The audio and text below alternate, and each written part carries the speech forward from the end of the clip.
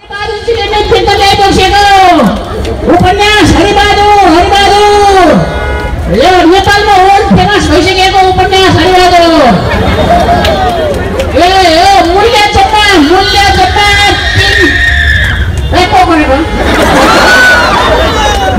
जम्मा 3,94,000 पैसा मात्रै 3,94,000 पैसा मात्रै आज किनेर विशेष छुट मूल्य 3,30,000 पैसा मात्रै पैसा मेरो नौदैन आयो उपन्यास हरिबहादुरजीले ल्याउनुभएको हरिबहादुरजीले ल्याउनुभएको हजुर धेरै नगरौँ है चुरा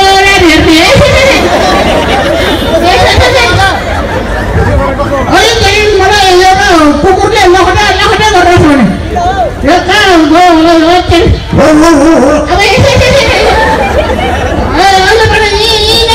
बसिरहेको रहेछ होइन यो कुकुरले मलाई किन देखिनसक्यो मैले के गरिदिएको हो मैले तेरो गर्लफ्रेन्डलाई आँखा ल्याएको छु कि तेरो स्वास्नी छोरछोरीलाई मैले नराम्रो दृष्टिले हेरेको छु कि त्यसरी चाहिँ किन लहर्छ त्यसो पाउडा त्यसो पाउ भनेपछि त मै पऱ्यो नि त्यसै न्यु खोजेर आउँछ भने म त देख्नै हुँदैन गरिरहेको त्यसो यस्तो मलाई एउटा पुरानो शङ्का लागेको छ क्या म पनि कार्तिक महिनामा जन्मेको है र कुकुरहरू पनि धेरै कार्तिकमै जन्मिन्छन् त्यसले मलाई दादा भन्ने क्या हो त्यसरी मेरो गर्छ मैले उपन्यास देखेको तँलाई के भयो यो लोड सेडिङले एकदम ठुलो समस्या हो यसले त बिजुलीको पोल त देख्ने भनेको बिजुलीको पोल देख्न फुटाएछ यो फलामको पोल त यसले यसो गरेर पाङ्का दिन्छ यसले फेरि प्रिन्ट पनि कसो हुन्छ कि यो नेपालमा बनेको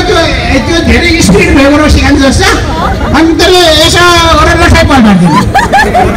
अस्ति त मलाई त एकचोटि त यसले हलुवा खुवाएर सिधाइदिनु पऱ्यो कि भनेर नगरपालिकामा गएर अलिकति कुकुरलाई खुवाउने हलुवा छ सर दिनु न भनेको त यही खाना हुन्छ कि निर्जन हुन्छ भन्छ म कुकुरको हल्ला खल्ला भनेको त तपाईँको बुद्धि त कुकुरको बनाउनु राम्रो रहेछ कुकुरको यसरी हलुवा खुवाएर मात्र हुन्छ हिजो आज त कुकुरले त परिवार नियोजन गर्नुपर्छ अब मान्छेको फुर्सद होला कुकुरलाई बोकेर टोल गरी कुकुर बोकेर परिवार नियोजन गर्दैन लेखको मान्छेलाई फुर्सद होला यहाँ आफ्नो परिवार नियोजन गर्ने फुर्सद गरेर त यहाँ 10-12 बच्चा जन्मे 10-12 बच्चा जन्मे परिवार नियोजन गर्ने फुर्सद भएन 10-12 10वटा त कामै नलाग्ने दुईवटा चाहिँ प्रगति गरेका छन् एउटा चाहिँ वनमा गयो है अर्को चाहिँ राजनीतिमा गएर मन्त्री भएर पुष्ट कमाएको म तर जति कमायो त्यो बाउलाई हेर्ने होइन बाउ यस्तो किताब बेचेर हेर्नुपर्छ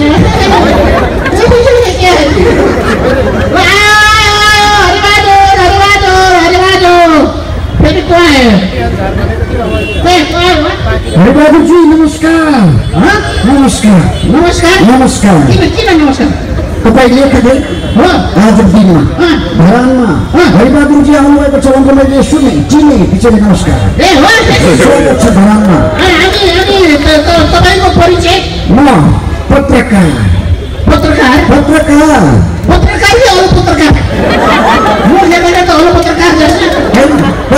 पुस्तक एफएमबाट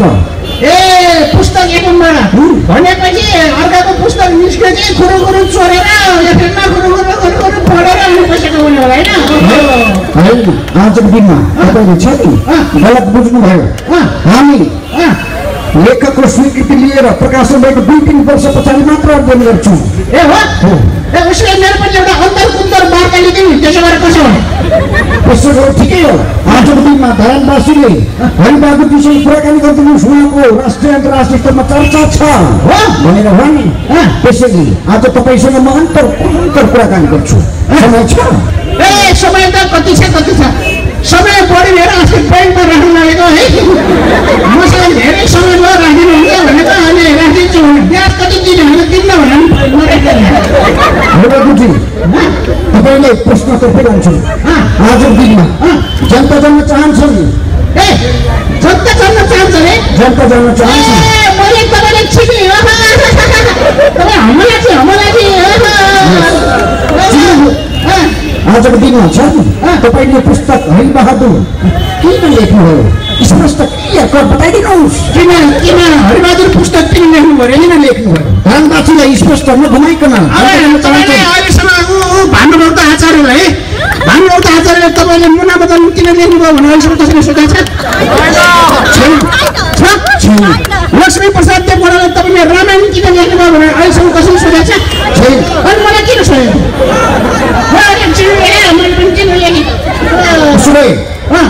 हरिबहादुर पुस्तकका लेखक हरिबहादुरसँग राम्रो ज्ञान छ होइन भानुभक्तले मुना मदन लेखेको रामायण लक्ष्मीप्रसाद देवकोटा लेखेको भनेर ज्ञान त मसँग धेरै भएर है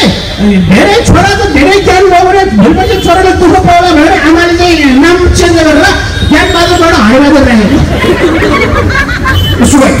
धनबासीलाई नबोलाइकन स्पष्ट बताइदिनुहोस् यति धेरै पढाइ भएको लेखकको पढाइ कति यति धेरै ज्ञान भएको लेखकको पढाइ कति पढाइ ए पढाइ त कति हो भनेको चाहिँ कुन युनिभर्सिटी हो भनेको जनता जान्न चाहन्छ धेरमा गुनाउनुहोस् धनबासीलाई युनिभर्सिटीको नाम नै university Kathmandu university Purbanchal university जस्तै मैले पढाएको चाहिँ जनता जान्न चाहन्छन् धेरमा बनाउनुहोस् गर्मी छ पढाइ चाहिँ कस्तो भनेदेखि अब नेपालको एउटा ठुलो नेतालाई सोधेको थियो नि तपाईँले कति पढ्नु भएको छ भनेर सोद्धाखेरि भगवान् गौतम बुद्धले कति पढ्नु भएको छ कति स्कुल कति क्लास पढ्नु भएको छ भनेर सोध्नु भएको थियो नि म पनि त्यस्तै भगवान् गौतम बुद्ध जस्तै हो ज्ञान छ स्कुल छैन भनेपछि सेम म पनि उस्तै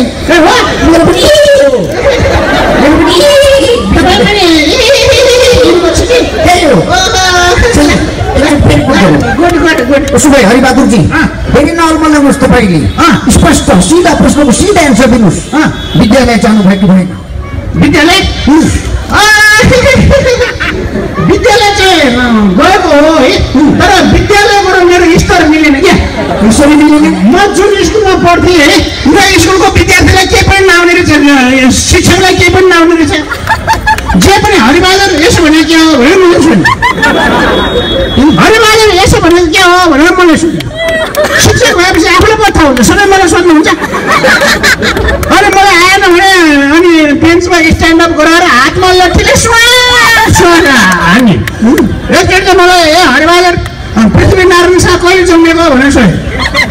पृथ्वीनारायण शाह कहिले जन्मेको भनेर शिक्षकलाई त थाहा हुनुपर्छ मलाई थाहा होइन त्यही पनि आफूभन्दा 200 वर्ष अगाडि जन्मेको मान्छे के थाहा मलाई त नेपाली सिनेमाको त्यो पुरानो हिरोइन चाहिँ जल्सा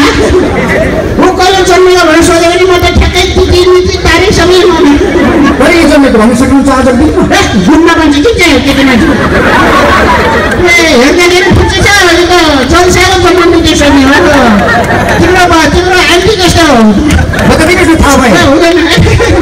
अनि एकचोटि त मलाई त हरिबहादुर तपाईँलाई हामीले पञ्चायत पनि पढ्नु पर्थ्यो नि होइन हरिबहादुर पञ्चायत व्यवस्था 2017 सालमा असफल भएको कारण के हो भनेर सोधिरह पञ्चायत व्यवस्था 2017 सालमा असफल भएको कारण के हो आफूले थाहा पाउनु पर्दैन आफूले त सकेसम्म अरूलाई ठग्नुपर्छ हेर्न सफल आफू ठगिरहँदैन आफूले त सकेसम्म अरूलाई ठग्ने हो हेर्नुहोस् है त्यो नेपालले है त्यो नेपाल र भारतले चाहिँ त्यो कोशीको सम्झौता गरे नि त्यो 1900 कति सालमा 1950 हो कि कति होइन 2050 हस्ताक्षर गर्दा म छेउमा थिएँ टिभीमा मेरो नाक आएको थियो त्यतिखेर हो र हो 1000 वर्षै फरक परेछ 100 वर्षै हो भारत र नेपालले चाहिँ त्यो कति सालमा त्यो कोशी सम्झौता गर्दाखेरि भारतले नेपाललाई कसरी नराम्रोसँग ठग्यो होइन नेपालले भारतलाई ठग्न सके भए आज यो देश कहाँ पुग्थ्यो होइन हो अनि त्यो गण्डकी अनि कोशी त्यो सम्झौता गर्दाखेरि नेपाललाई भारतले कस्तो नराम्रोसँग नेपालले भारतलाई ठग्न सके भए यो देश कहाँ पुग्थ्यो अहिले त्यसैले हेर्नुहोस् आफू ठगिनु हुँदैन आफूले चाहिँ सकेसम्म अरूलाई ठग्नु सक्नुपर्छ त्यसैले ठगहरूको लागि यो ठगहरूको तपाईँको लागि यो हरिबहादुर चाहिँ है यो पुस्तक छ नि नेपालमा यो किताब भयो है अन्तर्राष्ट्रिय क्षेत्रमा यो बुक हुन्छ हेर्नु कसरी हुन्छ बुक यहाँ अन्तर्राष्ट्रिय क्षेत्रमा बुक कसरी हुन्छ भनेदेखि म यसलाई अङ्ग्रेजी भाषामा पनि यसलाई म ट्रान्जेक्सन गर्छु है त्यो ट्रान्जेक्सन भन्छ ट्रान्जेक्सन गर्नुहुन्छ ट्रान्जेक्सन हो मेरो पनि विश्वविद्यालय हो थाहा छैन मलाई भन्नु सक्दैन यो अङ्ग्रेजी भाषामा ट्रान्जेक्सन गर्छु है हिन्दीमा त भइ नै सकेको छ यो मैले अङ्ग्रेजी भाषामा ट्रान्जेक्सन मलाई भन्नुहोस् यो हरिबहादुर कि गर्लफ्रेन्ड अब गर्लफ्रेन्ड बन्छिन् तिमी पछि पत्नी बन्छिन् त्यो क्यारेक्टरको नाम हरिबहादुरमा के हो नो डिस्क्वालिफाइड को आउँछ हातमा तपाईँ आउनु कम छिटो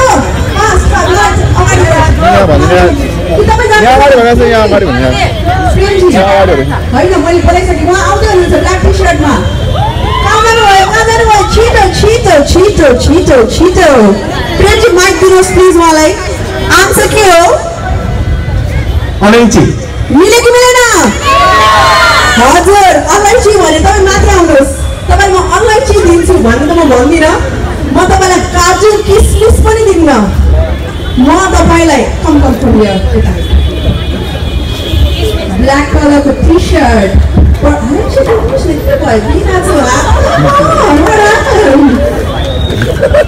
धन्यवाद I'm fine. यहाँको शुभ नाम मेरो नाम प्रवीण राई पढिएछ हरिबहादुर उसो भयो हरिबहादुरको जब प्रकाशन भयो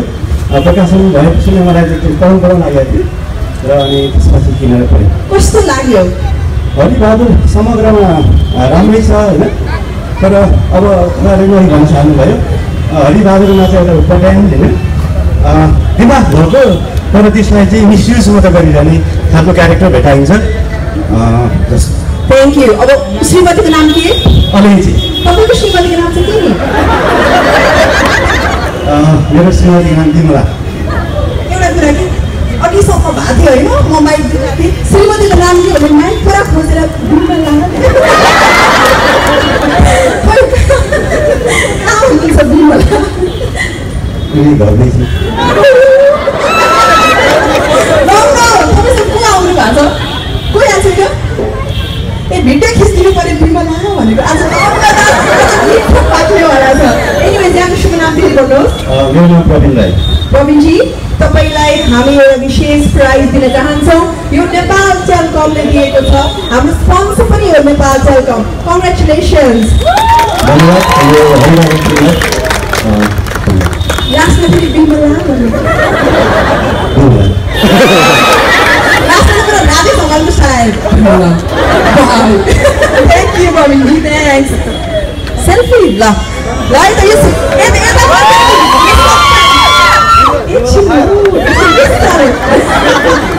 यो सेल्फी चाहिँ नि सबै भयो है सबैले हातैसँग गर्नु है त फ्रम हियर ल है ल यो आउँछ सेल्फी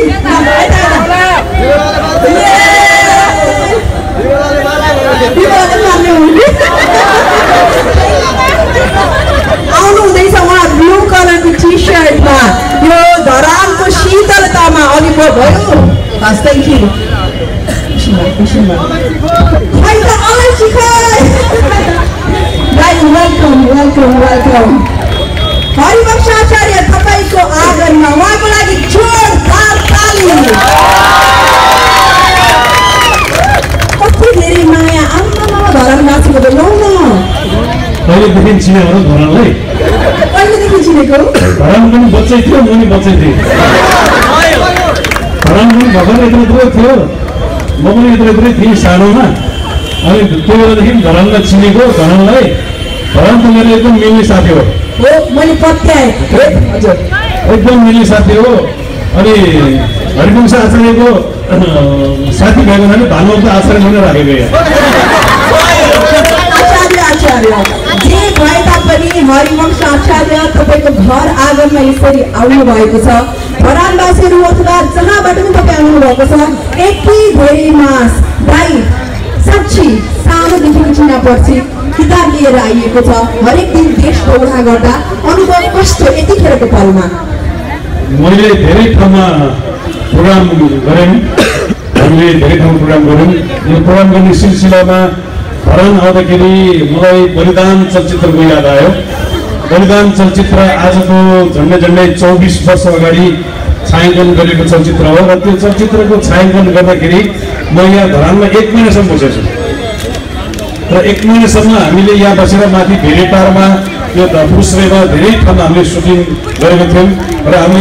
यो गणेश टाकिजमा छु र नेपाली भाषीहरूलाई भेट्दछु। उहाँहरूले जसलाई जहाँ गएर भेटे पनि मैले तपाईँको किताब पढेको छु, तपाईँको चिना हराएको मान्छे पढेको छु भनेर मैले नेपाली भाषा बोल्ने संसारका सबै मान्छेलाई भेट्दाखेरि 10 जना मान्छे भेट्यो भने 8 जना मान्छेले पढेको छु भन्नुभयो र त्यसकारण मलाई यो माध्यम पनि एउटा सशक्त माध्यम जस्तो लाग्यो। र हुन त हामीले मदन कृष्ण दाई र मैले आजको 37 वर्ष 40 वर्ष अगाडिदेखि हामीले हाम्रो स्क्रिप्टहरू लेख्दैछौँ, फिल्म लेख्छौँ, हास्य व्यङ्ग्य लेख्छौँ। त्यो लेख्दै आएको थियौँ र चिना हराएको मान्छेले मलाई किताब लेख्नलाई पनि चुराइदियो र अब चिना हराएको मान्छे निस्किसकेपछि सबैजनाले मलाई अब तपाईँको अर्को किताब के आउँछ भन्ने प्रेरणा दिनुभयो। त्यसपछि मैले यो किताब लेख्ने जमर्को गरेँ र मलाई फाइन प्रिन्टले यसलाई सहयोग गरिदिनु भयो र आज यो किताब हामी किताब बेच्न मात्रै पनि आएको होइनौँ। तपाईँसँग किताब किन्ने पैसा छैन भनेदेखि पनि हामीसँग फोटो खिच्न सक्नुहुन्छ, हामीलाई भेट्न सक्नुहुन्छ। किताब बेच्नको लागि आएको होइन। अघि बहिनीले भन्नुभएको जस्तो हामी किताबको पठन संस्कृतिको एउटा विकास होस्, नेपालमा धेरै मान्छेले किताब पढ्न सकुन् भनेर चाहिँ त्यो एउटा संस्कृतिको एउटा जगेर्ना गर्नलाई हामी आएको हौँ र